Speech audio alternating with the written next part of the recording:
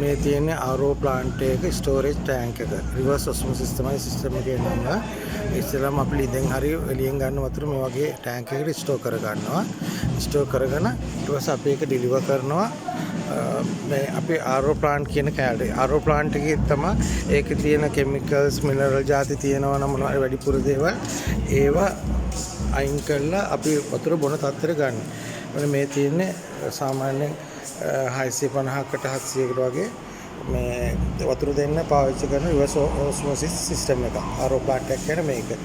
මේ වෙසල් වල තියෙන්නේ මේ හරහා යනකොට වතුරේ තියෙන chemical ಜಾති නැත්නම් මඩ හරි මොනවා හරි තියෙනවා නම් ඒවා අයින් වෙනවා. මේ filters තියෙන්නේ. මේක තමයි සාමාන්‍ය industrial type RO plant එක. මේක මේ කොමාරි පොතුල් ස්කෝලේක මේ දැන් අපි හයි කරගෙන යන එක. මේක වතුර තත්ත්වෙම තිබ්බ දැන් අපි දැන් වතුර බීලා බෙදුවා පොරේට කලින් අපි සාමාන්‍යයෙන් වතුර බොන තත්ත්වයට ආවා. මෙතන මේ පේනද මේ බටෙන් මේකෙන් ක්ලීන් වෙන වතුර මෙතන මේ බටගෙන ගිහිල්ලා ඊට පස්සේ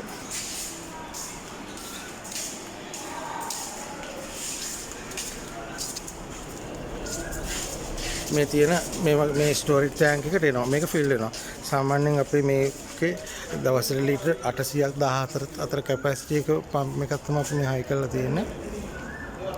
ඊට මේක ස්ටෝර් කරගත්තාට පස්සේ මේ වතුර මේ විදිහට අපි මේ සිංක් එකක් මේ හයි කරලා මේකෙන් තමයි ළමයි වතුර බොන්න ගන්න. ඒගොල්ලන් මේ වතුර බෝතල් උදේට අවිලා ගන්නවා ඉස්කෝලේ බොන්න. හවස යනකොට මේගොල්ලන් ආපහු මේකට වතුර පුරවගෙන අරගෙන යනවා. ඔක තමයි RO plant එක සිස්ටම් එක.